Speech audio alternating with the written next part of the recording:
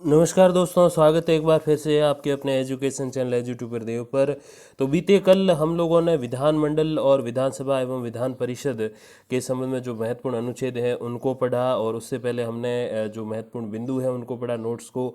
और आज हम लोग बात करेंगे जो पुराने एग्ज़ाम्स हैं अपने आरपीएससी के, जो ओल्ड क्वेश्चन पेपर्स हैं 2010-11 से लगाकर 19-20 या 21 तक। तो उन एग्ज़ाम्स में जो क्वेश्चंस आए हैं विधानमंडल के संबंध में या विधानसभा विधान परिषद के संबंध में, वो आज हम इस वीडियो में जो है उसका अध्ययन करेंगे। हालांकि इससे पहले जो मुख्यमंत्री और राज्यपाल वाले जो वीडियोस थे उसमें भी ओल्ड क्वेश्चन पेपर्स को, और विशेषकर जो मुख्यमंत्री के संबंध में था उसमें 110 से भी ज़्यादा हमने पुराने प्रश्नों का समावेश किया था, जिसमें विधानसभा विधानमंडल काफ़ी हद तक कवर हो गया था। कुछ एक प्रश्न रह गए हैं 30-35, वो हम इस वीडियो में कवर कर लेंगे और फिर आगे हम लोग बढ़ेंगे अपने राजनीति के पोर्शन को कंप्लीट करने की तरफ, फिर उच्च न्यायालय वगैरह आ जाएंगे। अब देखिए, सबसे पहला जो प्रश्न है वो है आरपीएससी एचएम का जो एग्ज़ाम था 2011 वाला। एचएम के एग्ज़ाम बहुत कम ही होते हैं, तो ये 2011 वाला है। ये एग्ज़ाम जो है आरपीएससी ने कंडक्ट कराया था, जैसे मैंने कहा 2011 में, और उस टाइम इतना डिफ़िकल्ट जो है क्वेश्चंस नहीं पूछे जाते थे जितने कि अब पूछे जाते हैं। तो थोड़ा सा आप अपने आप लेवल समझोगे कि जैसे जैसे समय बढ़ता है क्वेश्चन का जो डिफ़िकल्टी लेवल है वो भी बढ़ता है। इसमें एक अपवाद जो है वो फर्स्ट ग्रेड 2015 है, उसको आप छोड़ देना तो आप समझ जाओगे कि धीरे धीरे क्वेश्चन का जो डिफ़िकल्टी लेवल है, कठिनाई स्तर है, वो धीरे धीरे बढ़ रहा है। देखिए क्या प्रश्न है, किस राज्य में द्विसदनात्मक विधानमंडल है। तो 6 राज्य हैं जिन्होंने जो है द्विसदनात्मक विधानमंडल है। गुजरात में नहीं है, पश्चिम बंगाल में नहीं है, तमिलनाडु में नहीं है, तो किस में है, बिहार में है। और बिहार के अतिरिक्त जो 5 राज्य जिनमें द्विसदनात्मक विधानमंडल है, तो बिहार के पड़ोस में यूपी उसमें है। तेलंगाना और आंध्र प्रदेश एक ही है, पहले आंध्र प्रदेश में से ही तेलंगाना बना है, तो उन दोनों में, और फिर कर्नाटक और महाराष्ट्र में, तो इन सभी में जो है द्विसदनात्मक विधानमंडल है, यानी कि विधान परिषद है। अगले प्रश्न की तरफ बढ़ते हैं। वर्तमान में राजस्थान विधानसभा की लोक लेखा समिति के अध्यक्ष कौन है। तो गुलाब चंद कटारिया। ये वर्तमान जो है 2011 वाला है, तो आज से 11 साल पहले की बात है, ये वर्तमान वाली चीज़ें नहीं हैं। और ये जो समितियां जो है वो हर साल नई बनाई जाती हैं और 6 महीने से ज़्यादा इनको एक्सटेंड नहीं किया जाता। इसीलिए जब कभी भी ऐसी लोक लेखा समितियों के प्रश्न वगैरह आएँ तो आप इनको जब भी सॉल्व करें तो सबसे पहली चीज़ आप ये ज़रूर ध्यान रखें, उससे पहले आपने कोई लेटेस्ट पिछले 1 साल की जो आप करंट अफेयर की कोई छोटी मोटी पुस्तक आप पढ़ो, तो उसमें ये चीज़ें दे रखी होती, तो वो आप देख के जाना। या फिर कोई न्यूज़पेपर को आप पिछले 6 महीने या 1 साल से फॉलो कर रहे हो तो ही इन प्रश्नों को सॉल्व करना, नहीं तो मत करना, क्योंकि ये चीज़ें हर 1 साल में चेंज होती रहती हैं। अगले प्रश्न की तरफ बढ़ते हैं, क्वेश्चन नंबर 3 और 45वां प्रश्न है ये उस प्रश्न पत्र का। ये है RPSC PTI exam 2011 second grade. पहले सेकंड ग्रेड और थर्ड ग्रेड पीटीआई के जो एग्ज़ाम थे वो आरपीएससी ही कंडक्ट करवाता था, अब आरएसएमएसएस भी करवाता है, और 5,500 के समथिंग पदों पे भी है भी भर्ती। देखिए, राजस्थान विधानसभा में विपक्ष का नेता कौन है, तो ये उस टाइम का क्वेश्चन है। अब ये पुराना जो है क्वेश्चन है जो आज के समय पे फिट नहीं बैठता, फिर भी मैंने इसमें इंक्लूड क्यों किया, मैं आपको ये बताना चाहता हूँ कि किस प्रकार के क्वेश्चन पूछे जाते हैं। तो आज भी पूछ सकते हैं कि वर्तमान में राजस्थान में विधानसभा का नेता प्रतिपक्ष या उप नेता प्रतिपक्ष कौन है, तो राजेंद्र जी या फिर जो गुलाब चंद कटारिया जी हैं उनका नाम लेना है। सीएम अशोक गहलोत जी जो हैं वो वसुंधरा जी के टाइम में विपक्ष में नहीं रहते थे, और अन्य जो नेता है वो विपक्ष में रहते थे, ये आप ध्यान रखना। वसुंधरा जी खुद बहुत कम विपक्ष में रही है, एक आध बार रही है, और अशोक जी तो बिल्कुल ही कम रहे हैं, तो ये चीज़ें आप ज़रूर नोट करके जाना। पिछले वीडियो में हम लोगों ने इस बारे में बात भी की थी कि कौन कितना विपक्ष में रहा है। तो सीएम के दावेदार कई बार अलग होते हैं और विपक्ष में बैठने वाले लोग अलग होते हैं, ये थोड़ा सा आप ध्यान दीजिएगा। तो उस टाइम के लिए ये सही उत्तर जो था इसका वो वसुंधरा राजे था। अगले क्वेश्चन की तरफ बढ़ते हैं। देखिए क्वेश्चन नंबर 4। देखिए ये जो है क्वेश्चन वो पीटीआई थर्ड ग्रेड का है, जिसके आगे वाले जो 2 क्वेश्चन रहेंगे नेक्स्ट, वो भी थर्ड ग्रेड पीटीआई 2011 के रहेंगे। देखिए क्या क्वेश्चन है, 2012 के द्विवर्षीय चुनाव में राजस्थान की विधानसभा ने राज्यसभा के लिए कितने सदस्यों का चुनाव किया। अब ये भी उस टाइम की बात है, आज के समय फिट नहीं बैठ रही, फिर भी क्यों इंक्लूड किया, क्योंकि लेटेस्ट राज्यसभा का चुनाव हुआ था राजस्थान में और सदस्य चुन के गए थे। कितने सदस्य, 4 सदस्य चुन के गए थे। हालांकि 5 व्यक्ति उसमें दावेदार थे, लेकिन चुने 4 ही गए थे। 3 कांग्रेस के रणदीप सुरजेवाला, मुकुल वासनिक और प्रमोद तिवारी, और 1 बीजेपी के थे घनश्याम तिवाड़ी। तो ऐसे करके 4 सदस्य चुने गए। तो अगर 2012 की जगह 2022 करके पूछा जाए कॉलेज लेक्चरर या असिस्टेंट प्रोफेसर 2022 में, तो उसमें आपको जो है क्या बनना है, 4 सदस्य, सेकंड ऑप्शन सही बनना है। उस समय के हिसाब से देखें तो इसमें 3 सदस्य चुन के गए थे। तो ये जो ऐसे प्रश्न है जो आपको एक आइडिया देते हैं कि किस प्रकार का प्रश्न बना सकती है आरपीएससी, और उस बेसिस पे आप जो है तैयारी कर सकते हो। हालांकि ये जो जैसे मैंने कहा 2012 का प्रश्न भी रिपीट नहीं होगा क्योंकि वो बात भूतकाल की हो गई, लेकिन ये है कि इसके बेसिस पे आप सोच सकते हो कि हाँ कैसा क्वेश्चन और किस टाइप से बना सकती है आरपीएससी। तो ये आप डेफिनेटली ध्यान दीजिएगा। चाहे फर्स्ट ग्रेड में चाहे कॉलेज लेक्चरशिप में ये क्वेश्चन जरूर आएगा, राजस्थान से कितने सदस्य चुनकर गए हैं, या ये पूछ सकते हैं कौन कौन से, तो उन चारों के नाम आपको पता होने चाहिए, रणदीप सुरजेवाला, मुकुल वासनिक, प्रमोद तिवारी और घनश्याम तिवारी। तो ये आप ध्यान रखिएगा। अगला प्रश्न देखिए, ये भी थर्ड ग्रेड पीटीआई 2011 का है। राजस्थान की विधानसभा ने एक प्रस्ताव पास करके विधान परिषद की स्थापना की मांग की है। यदि उसकी स्थापना होती है तो इसमें अधिक से अधिक कितने सदस्यगण हो सकते हैं। तो अधिक से अधिक का तो देखिए कुल संख्या का 1/3 होता है, जैसे आपको पता है। तो 1/3 होगा और अपनी 200 है तो लगभग 70 आप मान लो, 65 से 70 के बीच में 67-68 मान लीजिए। तो ये थर्ड ऑप्शन जो है वो इसमें सही रहेगा। फिर अगला क्वेश्चन देखिए, ये भी थर्ड ग्रेड पीटीआई 2011 का है। संघ और राज्यों के बीच विषयों का वितरण संविधान की किस अनुसूची में दिया गया है। तो ये जो है वो 7वीं अनुसूची में दिया गया है। और इसमें देखिए, इसमें अलग अलग जो है अनुसूचियाँ बनी हुई है। संघ सूची, माफ़ कीजिए, सूचियाँ बनी हुई है 7वीं अनुसूची के अंतर्गत। संघ सूची, राज्य सूची और समवर्ती सूची। संघ सूची पे केंद्र सरकार रूल्स बनाती है। राज्य सूची के विषयों पे जो अपनी स्टेट गवर्नमेंट है अशोक जी वाली, ये रूल्स बनाती है। और समवर्ती सूची में जो पहले बना है उसका मान्य होता है। अवशिष्ट विषय भी होते हैं, उस पर फिर वही संसद का पावर रहता है। अब देखिए, इसमें मोस्टली एक फैक्ट ये है कि इसमें कौन मतलब कितने विषय हैं, अलग अलग जो सब्जेक्ट्स हैं वो कितने हैं। तो संघ सूची में 98 है, राज्य सूची में 61 है और समवर्ती सूची में 52 है। ये थोड़े बहुत चेंज होते रहते हैं, तो वो आप थोड़ा देख के फिर एग्जैक्ट उसके बेसिस पे एग्जाम में जाइएगा। ये थोड़ी बहुत चीज़ें इसमें बदलती रहती हैं, तो वो आप ध्यान दीजिएगा। अगला क्वेश्चन देखिए, ये है फर्स्ट ग्रेड 2011 का, स्कूल लेक्चरर 2011 का जो आरपीएससी ने कंडक्ट करवाया था उसका। देखिए, भारत के अगले राष्ट्रपति के निर्वाचन की निश्चित की गई तिथि क्या है। अब ये भी उस समय का क्वेश्चन है और आज से 10 साल पुराना है, तो मैं यहाँ क्यों ऐड कर रहा हूँ, ताकि आपको पता चले कि नेक्स्ट टाइम ये क्वेश्चन भी आ सकता है, क्योंकि अभी राष्ट्रपति के चुनाव हैं अगले ही महीने। अब देखिए, उस टाइम के लिए सही उत्तर था 19 जुलाई 2012, लेकिन अब वर्तमान में ऐसा पूछ सकते हैं कि भारत के अगले राष्ट्रपति के निर्वाचन की निश्चित की गई तिथि क्या है। तो आपको उसमें ऐड करना है 18 जुलाई 2022 और परिणाम आएंगे 21 जुलाई 2022 को। और कौन कौन आपको पता ही है, द्रौपदी मुर्मू महिला हैं, वो हैं एनडीए की ओर से, और यूपीए की ओर से हैं यशवंत सिन्हा। और ये जो है राष्ट्रपति चुनाव अपना होने वाला है जल्द ही। अगला क्वेश्चन देखिए, ये है आरपीएससी के द्वारा जो सेट एग्जाम 2012 में आयोजित कराया गया था उसमें से भारत के राष्ट्रपति का निर्वाचन मंडल द्वारा होता है, जिसके सदस्य होते हैं। अब आपको पता ही है निर्वाचन मंडल जो होता है उसके सदस्य कौन है, राष्ट्रपति वाले के, तो दोनों सदनों और विधानसभाओं के निर्वाचित सदस्य, तो ये है। और इसके अलावा दिल्ली और पुडुचेरी वाला ऐड हो गया, तो वो अगर थोड़ा और विस्तृत इसमें आंसर होता तो वो दिल्ली पुडुचेरी के जो है निर्वाचित सदस्य, ये भी सही होता। बाकी जो केंद्र शासित प्रदेश है उनको इसमें ऐड नहीं करते, केवल उन दो को ही ऐड करते हैं। फिर अगला क्वेश्चन आप देखिए, आरएएस 2013 प्रीलिम्स का क्वेश्चन है। ये देखिए, सूची 1 14वीं राजस्थान विधानसभा में 2015-16 के लिए वित्त समितियां, और सूची 2 जो है उनके अध्यक्ष है। तो जैसे मैंने कहा कि ये हर साल चेंज होती हैं और 6 महीने तक एक्सटेंशन होता है, ज़्यादा नहीं। तो आप इसमें लेटेस्ट जो भी आपकी आप पत्र पत्रिका पढ़ें तो उसके अकॉर्डिंग आप कीजिएगा।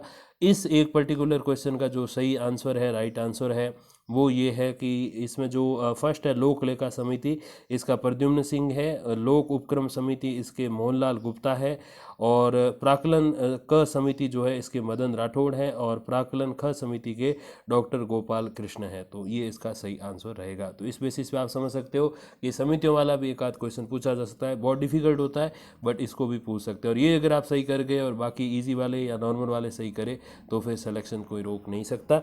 अब देखिए, संघ और राज्यों के मध्य विषयों के वितरण में साइबर कानून किस सूची में आते हैं। तो साइबर कानून जो है वो अवशिष्ट विषय में आते हैं, तो इसका फोर्थ ऑप्शन सही होगा।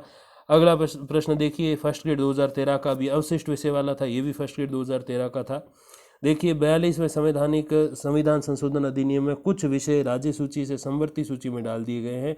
तो इनमें से नीचे गलत उल्लेखित कौन से, तो ऐसे कौन से जो इसमें से सही उल्लेखित नहीं है। तो देखिए, इसमें जो है ये वन जो है वन वाला जो ऑप्शन है वन शिक्षा और वन, देखो जो पहला ऑप्शन है वो तो सही है, सेकंड भी सही है, थर्ड भी सही है, लेकिन जो गलत है वो है फोर्थ वन स्थानीय सरकार, ये दो जो है ये गलत है। और वन जो है वो ओरिजिनली समवर्ती सूची में जो है डाल दिया गया है। तो 42वें संवैधानिक संशोधन में कुछ विषय राज्य सूची से समवर्ती सूची में डाले हैं, तो उसमें फिर वन तो सही है लेकिन स्थानीय सरकार जो है वो गलत है। तो ये थोड़ा सा ध्यान दीजिएगा कि स्थानीय सरकारें जो है वो स्टेट के अंडर ही काम करती है मोस्टली, और वन जो है वो तो फिर समवर्ती सूची राज्य और केंद्र दोनों के होते हैं। अगला जो है क्वेश्चन आप देखिए 31वां प्रश्न, ओरिजिनली 12वां प्रश्न है, ये उस पेपर का 31वां है, फर्स्ट ग्रेड 2013 का। तो देखिए भारत के कुछ राज्यों में द्विसदनात्मक विधानमंडल है, निम्न सूची में से ऐसे राज्यों का कौन से उत्तर विकल्प सही है। तो कौन कौन से सही है इसमें से, बहुत ईजी है, उत्तर प्रदेश, बिहार, कर्नाटक, जम्मू कश्मीर। जम्मू कश्मीर को 2019 में ऐड कर दिया गया, तो अब वर्तमान में 6 हैं, कर्नाटक, महाराष्ट्र, उत्तर प्रदेश और बिहार, और साथ ही साथ उधर जो है अपने आंध्र प्रदेश और तेलंगाना, 6 ऐसे राज्य हैं जिनमें विधान परिषद द्विसदनात्मक विधानमंडल है। तो ये बहुत इजी क्वेश्चन, ठीक है, तैयारी करते हैं तो हर चीज़ इजी हो जाती है। अगला प्रश्न देखिए, ये सेट 2013 का क्वेश्चन है पॉलिटिकल साइंस के पेपर का, कि जून 2014 तक द्विसदनात्मक विधानमंडलों वाले राज्यों की संख्या कितनी। तो उस टाइम भी 6 थी, अब भी 6 है। अब ऐसे कैसे है, तो देखिए उस टाइम 6 थी तो उस टाइम जम्मू कश्मीर था, लेकिन तेलंगाना नहीं था कि तेलंगाना बाद में बना है, लेकिन अब जो 6 है तो जम्मू कश्मीर नहीं है तो तेलंगाना नया बन गया। तो कुल मिला के उस टाइम भी 6 थी, अब भी 6 है, तो सेकंड ऑप्शन इसमें जो है वो सही होगा। अगला प्रश्न देखिए, अनुसूचित जाति यानी कि एससी की कितनी महिलाएं 14वीं राजस्थान विधानसभा की सदस्य बनी हैं। तो एससी की जो उस टाइम 14वीं जो राजस्थान विधानसभा थी उसकी जो सदस्य बनी थी वो थी 12, और वर्तमान समय में टोटल कितनी महिलाएं सदस्य हैं तो वो 25 हैं। अगला प्रश्न है, 14वीं राजस्थान विधानसभा की कार्य संचालन परामर्शदात्री समिति के अध्यक्ष कौन है। तो वो है कैलाश चंद्र मेघवाल। अगला प्रश्न देखिए, 14वीं विधानसभा में राजस्थान के किस जिले से सर्वाधिक महिला विधायक निर्वाचित हुई। बहुत डिफिकल्ट क्वेश्चन, क्योंकि एक जिले का पर्टिकुलर हमें पता नहीं होता कि हाँ टोटल में तो इतनी महिलाएं हैं वो तो समझ सकते हैं, बट एक जिले से, तो उस टाइम जो थी वो गंगानगर से ज़्यादा महिलाएं जो है चुन के गई थी। इसलिए आप रोज़ पेपर पढ़ा कीजिए, उसमें ये चीज़ें आती रहती है, और लिख लीजिए। तो ये कुछ एक ऐसे फैक्ट हैं, अगर आप नॉर्मल वाले और मीडियम वाले जो क्वेश्चंस हैं जो सभी लगभग सही करते हैं आप कर दोगे, ये करके आ गए तो डेफिनेटली आपका उस एग्ज़ाम में सिलेक्शन हो जाएगा, क्योंकि ये हर किसी से नहीं होते, बहुत लंबा समय लगता है इन चीज़ों को प्रिपेयर करने में। अगला प्रश्न देखिए, ये भी कॉलेज लेक्चरर 2014 का है, और इससे पहले दो प्रश्न थे वो भी कॉलेज लेक्चरर 2014 के थे। बहुत इंपॉर्टेंट क्वेश्चन है। देखिए, विधानसभा चुनाव में अस्पष्ट बहुमत के कारण राजस्थान में राष्ट्रपति शासन कब लागू किया गया। तो 1967 में जो है लागू किया गया, तो उस टाइम पहली बार त्रिशंकु विधानसभा की स्थिति बनी थी। अगला प्रश्न देखिए, निम्नांकित में से कौन राजस्थान विधानसभा के प्रथम गैर कांग्रेसी अध्यक्ष थे। तो पहले गैर कांग्रेसी जो अध्यक्ष थे वो लक्ष्मण सिंह थे, 1977 में बने थे, छठी विधानसभा के टाइम में। और किस विधानसभा चुनाव में राजस्थान विधानसभा की सदस्य संख्या 184 से बढ़ाकर 200 की गई। तो ये विधानसभा थी छठी विधानसभा, 1977 से 80 के बीच में। तो ये तीसरा ऑप्शन इसमें सही रहेगा। अब देखिए, ये अब जो प्रश्न है ये फर्स्ट ग्रेड 2015 से हैं, 19वां और 20वां। देखिए, राज्य विधान परिषद का गठन होता है। तो राज्य विधान परिषद का गठन तो निर्वाचक मंडल द्वारा होता है।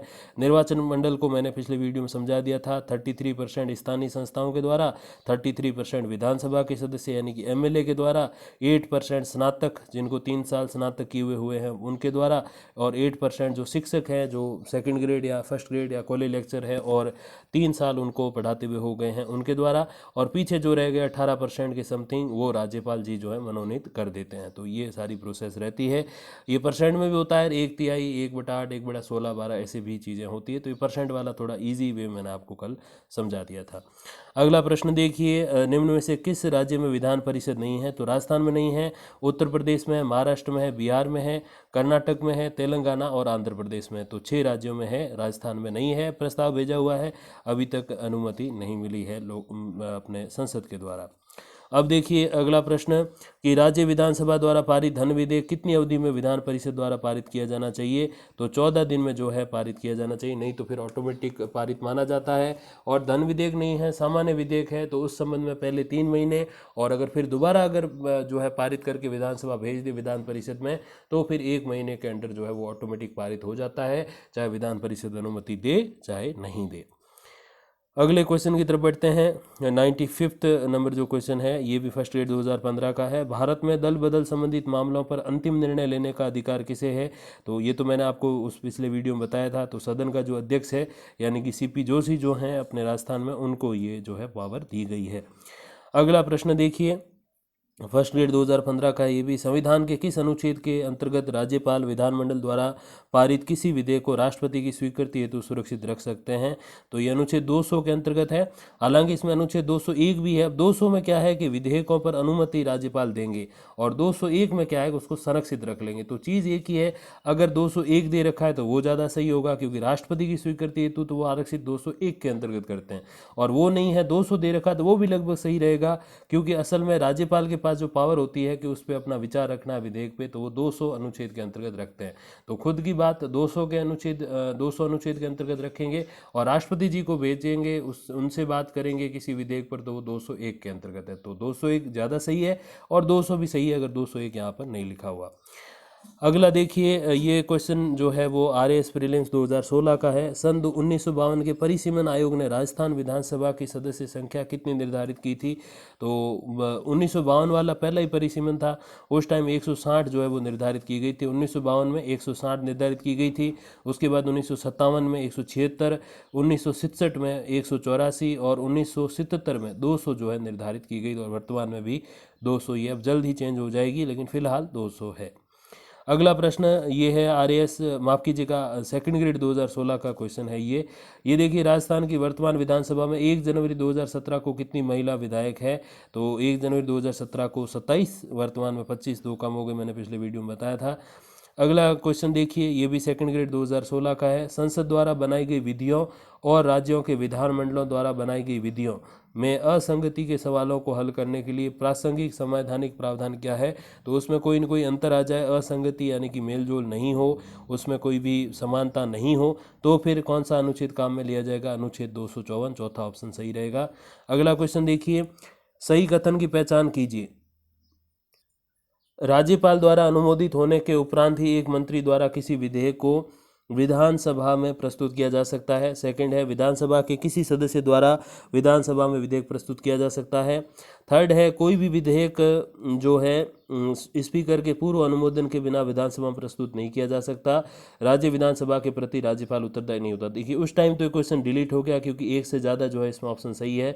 सबसे पहली बात यह है कि विधानसभा के किसी भी सदस्य द्वारा विधानसभा में विधेयक प्रस्तुत किया जा सकता है, ये सही है। तो ये एक होता तो सही होता, लेकिन यहाँ क्या है कि स्पीकर वाली जो बात है, राज्यपाल वाली जो है, और ये जो राज्य विधानसभा के प्रति राज्यपाल उत्तरदायी नहीं होता, एक फोर्थ ऑप्शन को छोड़कर सारे कुछ न कुछ सही है। तो एक से ज़्यादा ऑप्शन सही होता है तो फिर क्वेश्चन डिलीट ही होता है। अगला प्रश्न देखिए, ये है RAS प्रीलिम्स 2018 का क्वेश्चन है। देखिए, राजस्थान विधानसभा में लोक महत्व के किसी विषय पर स्थगन प्रस्ताव की प्रक्रिया के नियम के संबंध में कौन से कथन सही है? प्रस्ताव प्रस्तुत करने हेतु अध्यक्ष की अनुमति या सहमति आवश्यक है। प्रस्ताव द्वारा विशेषाधिकार का प्रश्न उठाया जा सकता है। प्रस्ताव हाल ही में घटित किसी विशेष घटना तक सीमित रहेगा। एक ही बैठक में एक से अधिक प्रस्ताव प्रस्तुत नहीं होंगे। तो इसमें देखिए, ये ए सही है, क्योंकि अध्यक्ष की सहमति जरूरी है, जैसे मैंने अभी बताया था। और इसमें जो है सी सही है, क्योंकि विशिष्ट घटना तक सीमित रहता है प्रस्ताव जो होते हैं। और डी भी सही है, क्योंकि एक बैठक में एक से अधिक प्रस्ताव नहीं होते प्रस्तुत।